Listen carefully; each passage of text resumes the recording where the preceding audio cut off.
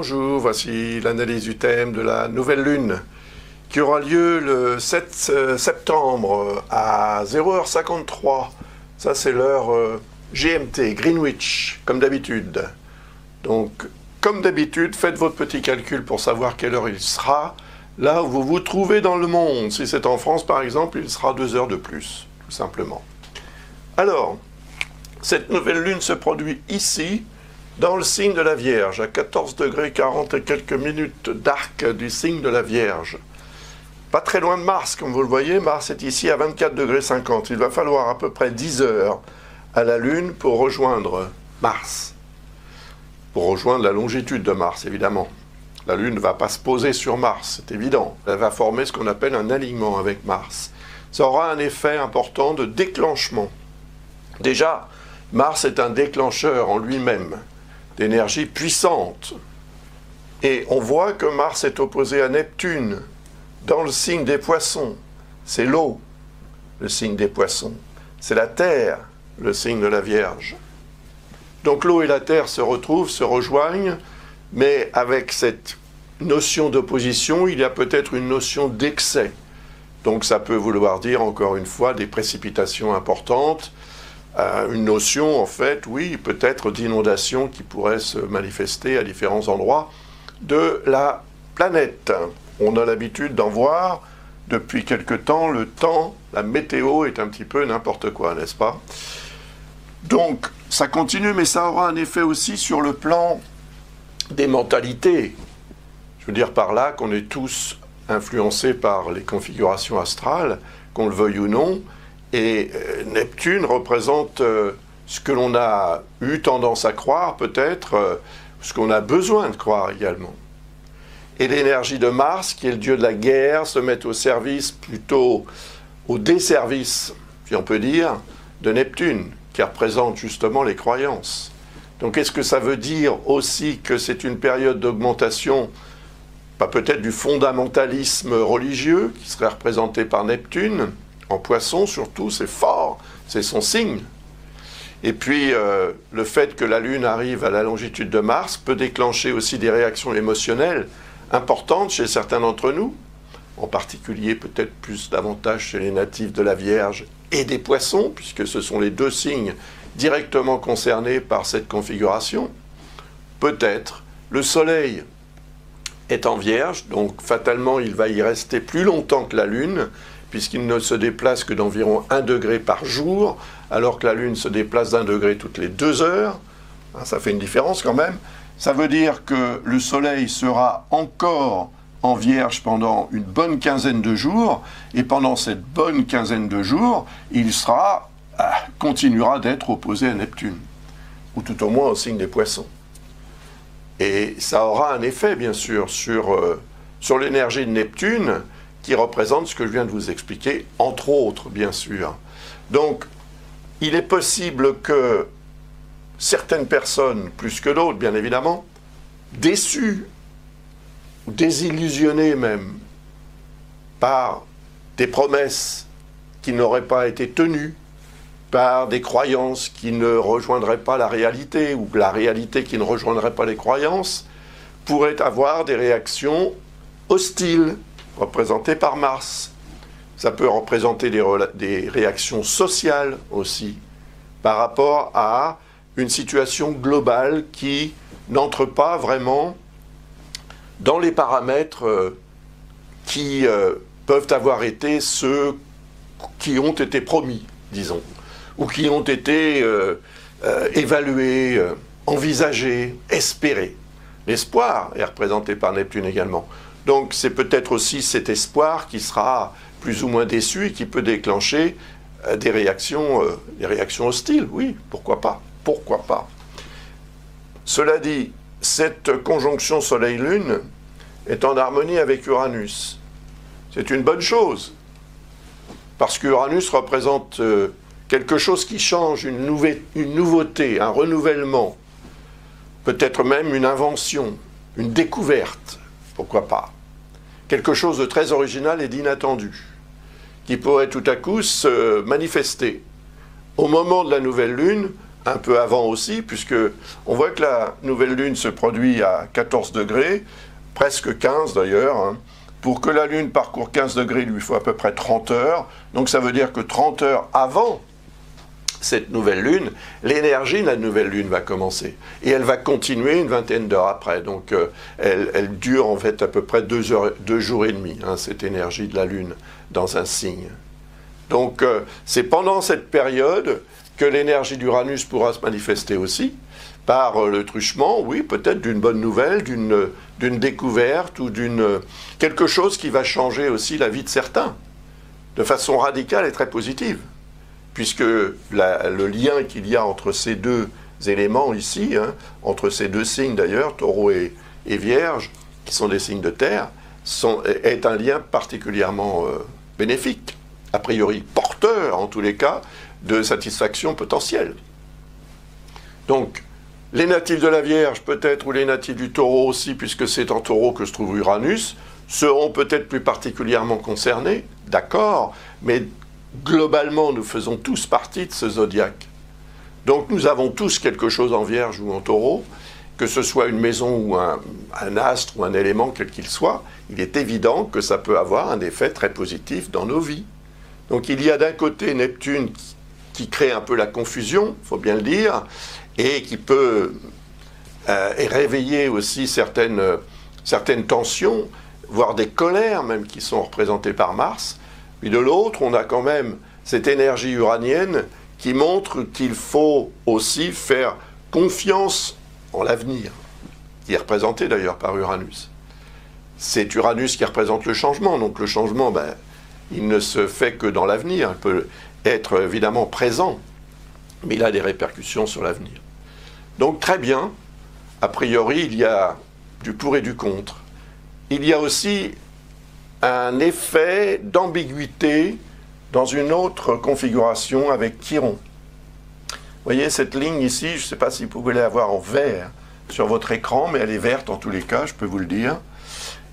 Chiron en bélier et cette conjonction ici en Vierge, avec Mars également évidemment, ce qui crée aussi, mais ce n'est pas tracé parce que c'est un peu large, mais il y a quand même un effet de quinconce, comme on dit, c'est le nom de cet aspect, 150 degrés environ. C'est un aspect d'ambiguïté. C'est-à-dire que c'est un aspect qui représente quelque chose dont on n'est pas sûr et qui peut être source de malentendus, d'hésitation. C'est peut-être la tendance qu'on peut avoir, soit à agir trop tôt, à réagir trop tard. Et d'une façon comme d'une autre, il y a un problème de timing. Mais il y a aussi un problème de compréhension. Car Chiron, c'est la santé. C'est tout ce qui concerne la santé. Il est en bélier. Le bélier représente la tête en astrologie médicale, en termes de partie du corps. C'est la tête et les organes de la tête. Les oreilles, le nez, la bouche, les dents, la peau du visage, les yeux. Pas les yeux en eux-mêmes, mais les orbites des yeux, etc. Et donc, il est possible que des questions de santé puissent évidemment apparaître, des soucis même, des interrogations, mais à cause de ce quinconce, soit on exagère, et à ce moment-là, on entre dans une logique de perturbation qui ne serait pas forcément très réaliste, ou bien on se dit, on verra demain, ça va s'arranger, ça n'est pas sûr.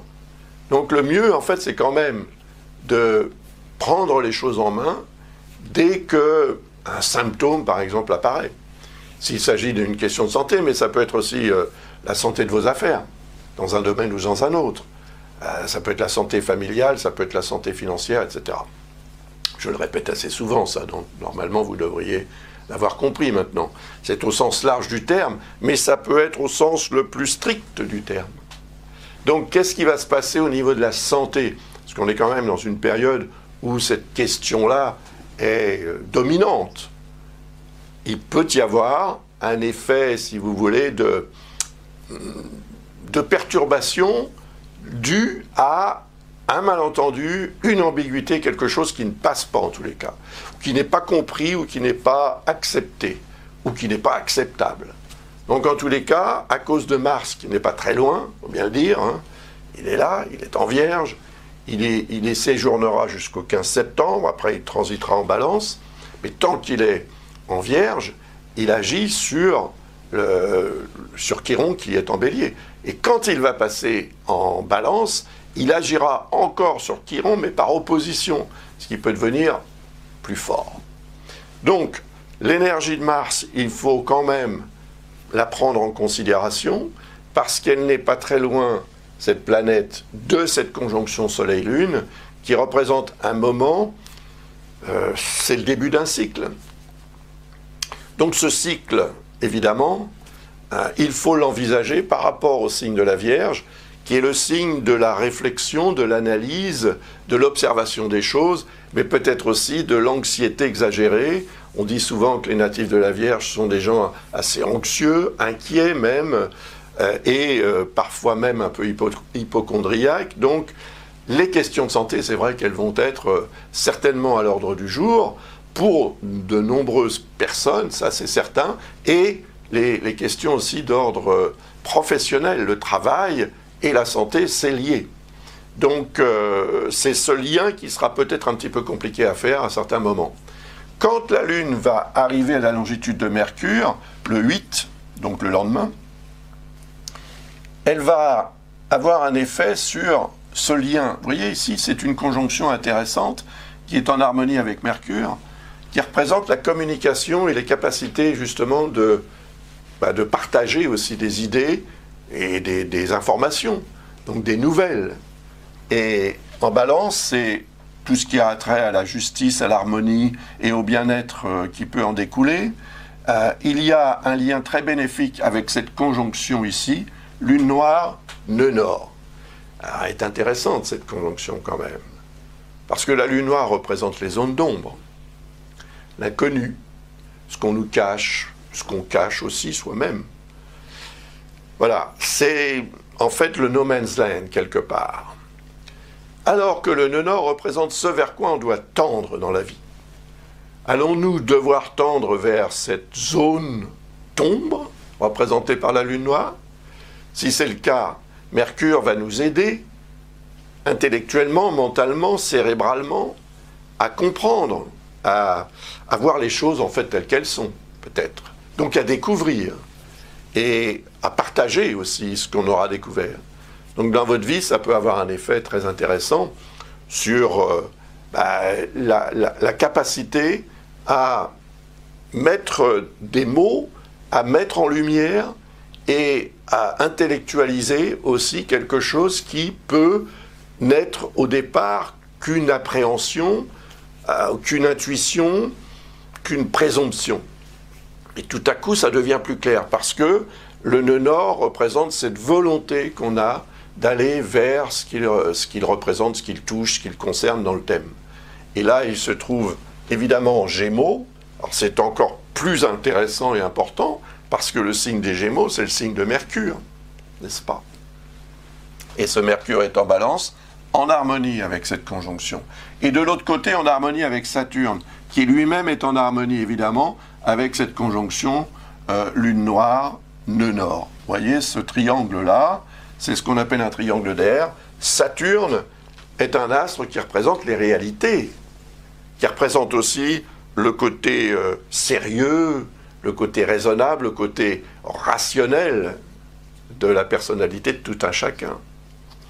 Et en Verseau, ce Saturne montre à quel point tout ce qui a trait au social, à la société tout entière, qui est représentée par le signe du Verseau en astrologie, devient important. Il faut vraiment se pencher sur ces questions d'ordre social de façon très rationnelle, sérieuse, et pour envisager aussi des solutions ou des résultats qui auront des conséquences à très long terme. Ce qui peut se passer pendant le transit de Saturne en Verseau peut avoir des répercussions sur les 30 prochaines années. C'est le temps que met Saturne pour faire le tour du zodiaque. Donc c'est très important. Et ce que vous avez besoin de comprendre, ce que vous avez besoin d'assumer aussi, Saturne représente ça, ce que vous avez besoin de réaliser concrètement et intellectuellement aussi, pour partager, pour en parler, pour communiquer, pour améliorer aussi l'aspect, si vous voulez, à la fois cérébral, intellectuel de votre vie, par le truchement de ce que vous allez comprendre justement ou de ce que vous allez apprendre, pour en faire quelque chose de concret, ce qui est représenté par Saturne, avec des répercussions sur le plan social. Et évidemment aussi sur le plan peut-être de la justice dite cosmique, qui peut se manifester à cette époque aussi. Alors en faveur de cette lune noire et du nœud nord, parce que nous serons allés vers cette lune noire, donc vers cette zone d'ombre, pour y faire une certaine lumière. À vous de voir comment cela va s'exprimer dans votre vie, mais je dirais que globalement, sur le plan général, sur la planète tout entière, ça représente un moment de révélations concrètes qui peuvent être véritablement une source d'amélioration notoire à long terme de la situation générale, de différentes façons, selon évidemment les régions ou les pays concernés. Après, on a quand même une conjonction ici, Vénus-Vesta, qui n'est pas négligeable, qui va être rejointe par la Lune le 9 septembre.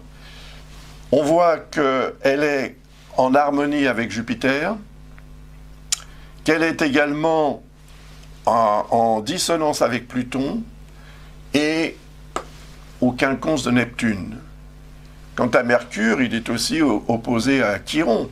Donc, ce qui va se passer aux alentours du 8 aura aussi un effet en ce qui concerne les questions de santé que j'évoquais tout à l'heure. Il faut que les choses soient comprises. Ça, c'est en fait, quelque part, une notion presque d'incompréhension, dans le sens où l'opposition impose quelque chose qui est contraire à ce que l'autre pense, si vous voulez. Mais ce contraire-là, associé à ce que l'autre pense, permet de trouver éventuellement le juste milieu. C'est le rôle de l'opposition. Donc, comprendre permettra de trouver ce juste milieu pour améliorer aussi tout ce qui concerne les questions d'ordre santé, en fait. Et vous voyez ici, j'ai noté le 22 septembre, c'est le moment où la Lune va arriver à la longitude de Chiron, et ça peut être une répercussion de ce qui aura été ou compris ou pas compris, évidemment, ici à cette époque, le 8 septembre. Et là, on a un quinconce avec Uranus, donc c'est aussi une ambiguïté par rapport au changement. On sait qu'il faut changer les choses, certaines choses de notre vie, certains aspects de notre vie, on le sait, mais on hésite. L'hésitation est représentée par ce quinconce. Et ça peut devenir une source de malentendu, évidemment, et de retard, d'impondérables en tout genre, donc d'insatisfaction. Et cette insatisfaction peut alimenter aussi certaines querelles, parce que Chiron est quand même dans le signe de Mars, en Bélier. Voilà. Après, on a Vénus et Vesta, l'harmonie et l'amour. L'harmonie est peut-être dépendante de l'amour. Et l'amour est peut-être aussi dépendant de l'harmonie. Donc les deux vont cohabiter ici dans un signe qui représente justement l'harmonie, l'équilibre, la justice en fait. Donc il y a quelque chose qui doit s'équilibrer.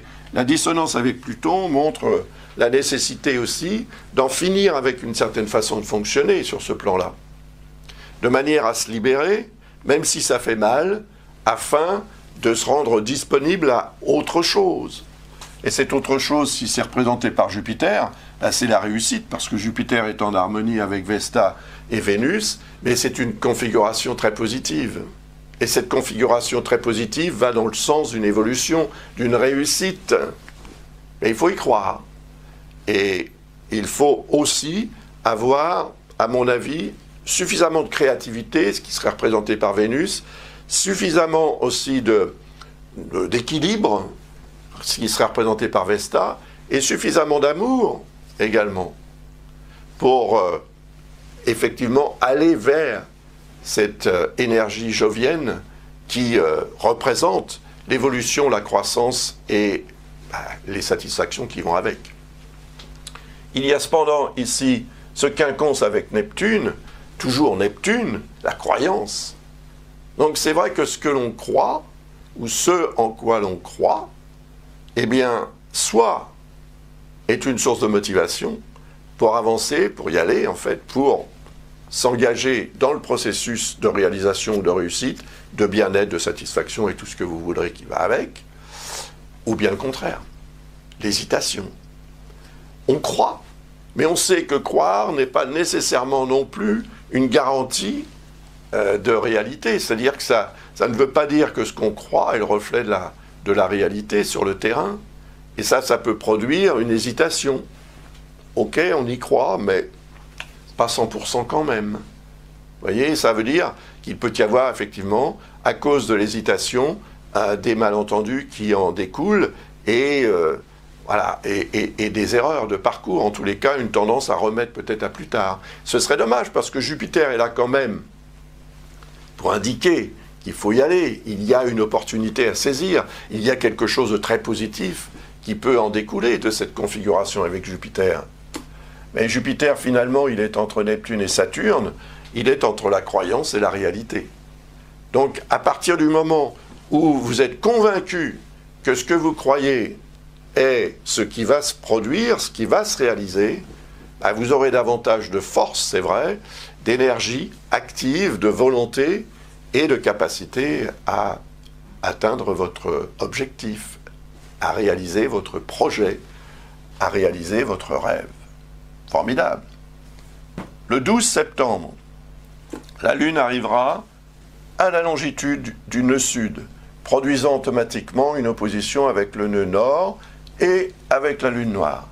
Ce que je vous ai dit tout à l'heure, à propos de cette conjonction Lune noire, nœud nord, peut donc avoir un effet très important ici parce que le nœud sud représente ce de quoi on doit se défaire, se détacher, s'éloigner, ce qu'on doit abandonner au profit du nœud nord. J'en ai parlé à plusieurs reprises de cette opposition nœud nord-nœud sud. C'est le combat entre la complexité et la facilité ou la simplicité, qui serait plus représenté par le signe des Gémeaux que par le signe du Sagittaire. Donc soit vous compliquez les choses, et à ce moment-là, ça devient plus compliqué pour vous d'obtenir ce que vous désirez, soit vous simplifiez à outrance, et vous passez à côté de certains détails qu'il ne faudra quand même pas oublier. Donc, encore une fois, c'est une opposition, donc il faut trouver le juste milieu. Alors, le nœud nord se trouve dans le signe de Mercure, et le nœud sud se trouve dans le signe de Jupiter. Jupiter, par rapport à Mercure, c'est une harmonie. Elle va s'amplifier au fur et à mesure que Mercure va progresser dans le signe de la Balance, assez rapidement d'ailleurs. C'est un astre qui séjourne environ 15 jours par signe, sauf quand il y a une rétrogradation, mais là il n'y en a pas. Tout au moins il n'y en a pas au moment de cette nouvelle lune. Et ça veut dire que Mercure et Jupiter sont harmoniques. Et ça veut dire que le degré de compréhension est augmenté, la capacité intellectuelle est augmentée, elle est meilleure, et la capacité aussi à se déplacer. Jupiter, c'est le lointain, Mercure, c'est le mouvement. Donc si vous avez envie ou besoin de vous déplacer au loin, peut-être que cette nouvelle lune, cette période de nouvelle lune vous sera favorable à ce sujet. De même, si vous passez un examen, par exemple, les études, le savoir, l'intellect, tout ça, c'est représenté par ces deux astres, surtout quand ils sont en harmonie. Donc il y a un potentiel de réussite à un examen, un concours ou autre chose. Et ça va vous motiver. Tout au moins, je l'espère. C'est ce qu'il faudrait, évidemment, pour que vous puissiez atteindre un objectif. Par exemple, lorsque Jupiter sera rejoint par le transit de la Lune, ce qui se produira vers le 18 septembre. Le 16, la Lune arrive à la longitude de Pluton, qui est en harmonie avec Mars, capacité de régénération accrue, volonté finalement d'en finir avec une certaine manière de fonctionner pour améliorer les choses. Potentiel énorme ici, grand courage aussi, et des actes d'héroïsme également peuvent être mis en lumière par les médias, par exemple, pendant cette période. Et il y a ici aussi une dissonance avec Vénus et Vesta que j'ai évoqué tout à l'heure. Donc ça veut dire que là, le 9, si quelque chose doit finir, peut-être que cela va se déclencher le 9 et se réaliser le 16, une semaine plus tard. Donc il y a là une sorte d'échéance en termes de fin de cycle, on peut dire. Pourtant, la Lune, la nouvelle Lune, représente un moment propice pour s'engager dans un nouveau cycle. Et le nouveau cycle en question, eh bien, il est représenté par le signe de la Vierge, qui, dans la façon dont j'interprète l'astrologie, est relié à Chiron, que j'ai évoqué tout à l'heure. Donc c'est une nouvelle lune importante en ce qui concerne un nouveau départ, un nouveau cycle, une nouvelle façon de fonctionner en ce qui concerne les questions de santé. Déjà, questions de santé au sens propre du terme, comme au sens figuré. Donc, à cette époque-là, remise en question, effectivement, qui s'accomplit, qui s'impose peut-être même. Donc, il y a peut-être là une notion de souffrance. C'est une notion de souffrance affective qui peut se manifester de différentes façons, soit pour vous, soit d'une autre façon dans une région du monde où on en aura certainement vent par, encore une fois, les médias et l'actualité. Et puis, on a aussi donc ce trigone avec Mars et un aspect bénéfique aussi, ce qu'on appelle un sextile avec Neptune. Neptune qui représente évidemment la dimension spirituelle de la vie, qui représente aussi les croyances, etc. Donc, le fait de croire permet aussi d'accepter plus facilement ce qui doit finir.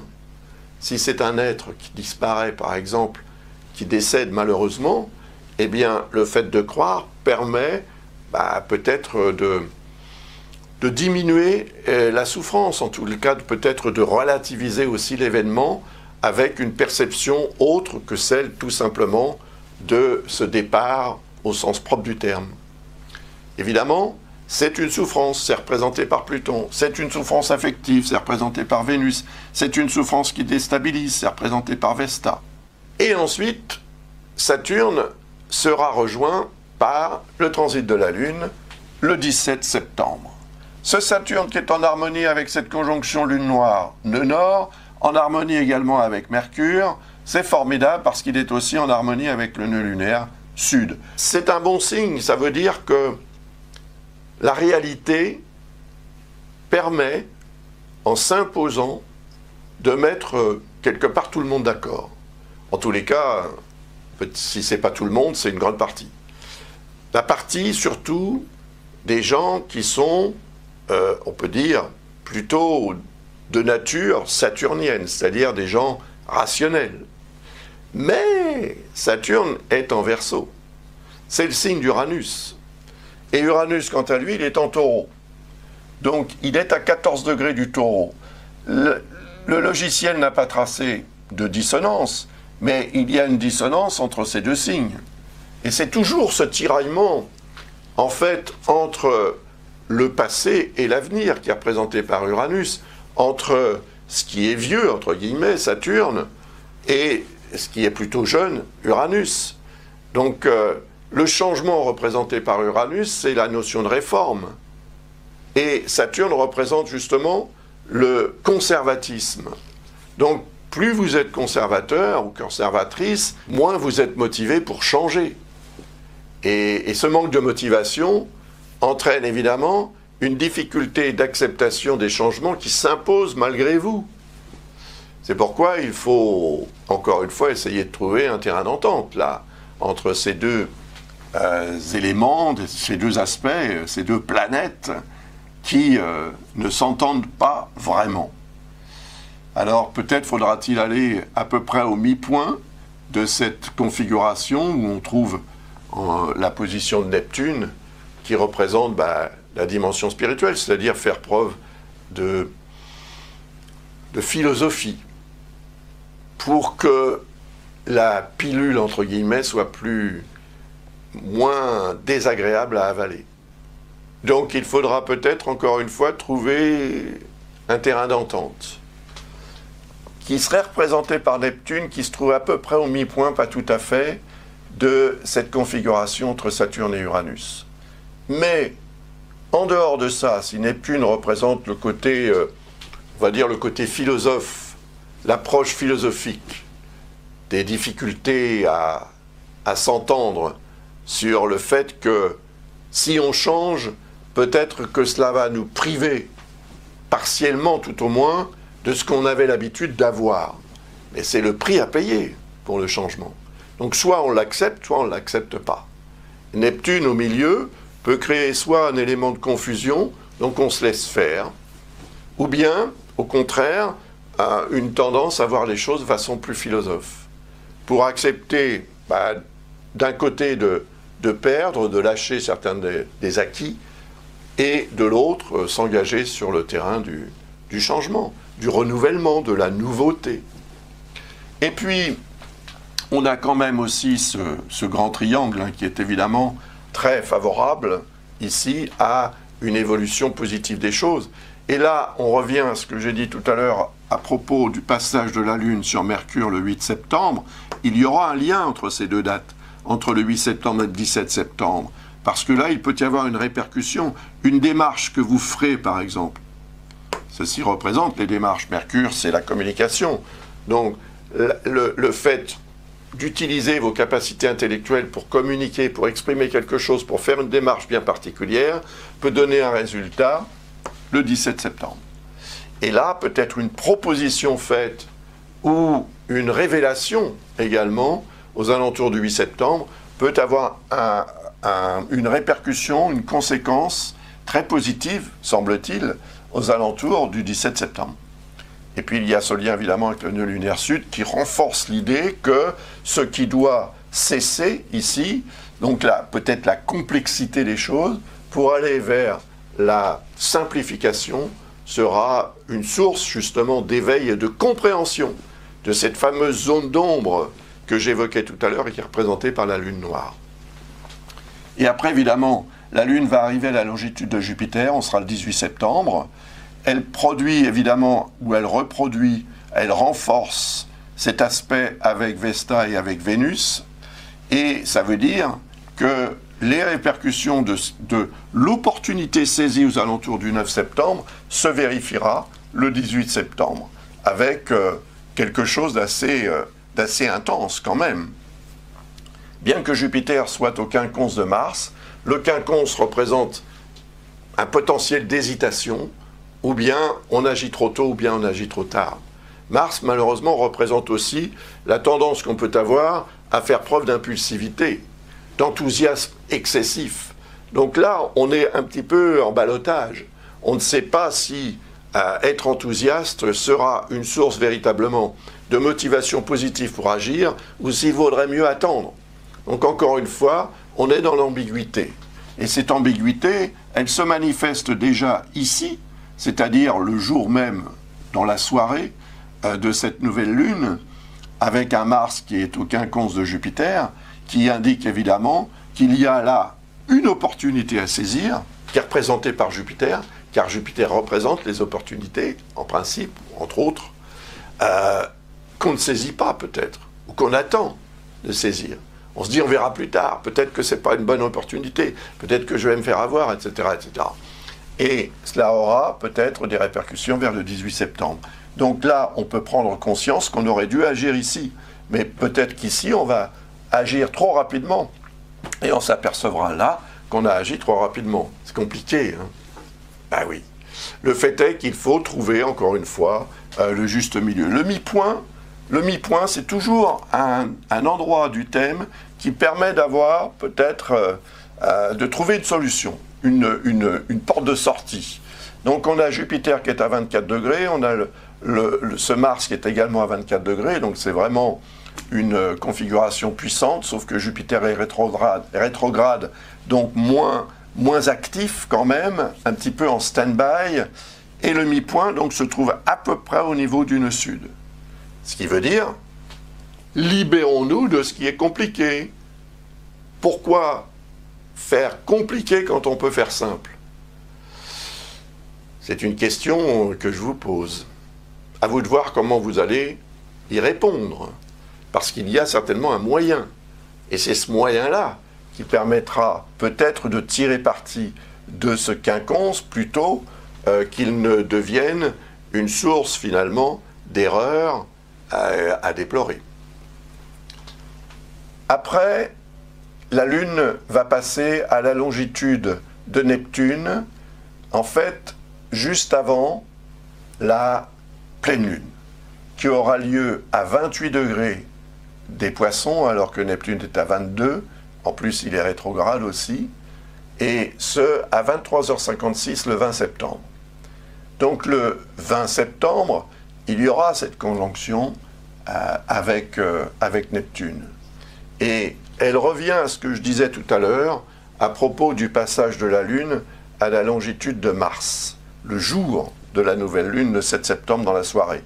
L'opposition de Neptune peut mettre le feu aux poudres, si on peut dire, parce que là on est dans l'eau. Alors, la poudre mouillée, ça n'explose pas terrible, mais ça veut dire qu'il peut y avoir de la tension qui monte en puissance à cause de l'effet neptunien de déception qui sera représenté par cette opposition et les réactions à cette déception qui peuvent être très musclées.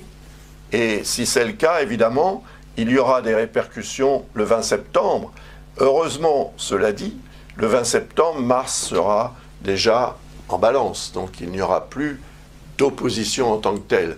Mais la répercussion de l'opposition évoquée ici le 7 septembre peut se manifester le 20 septembre.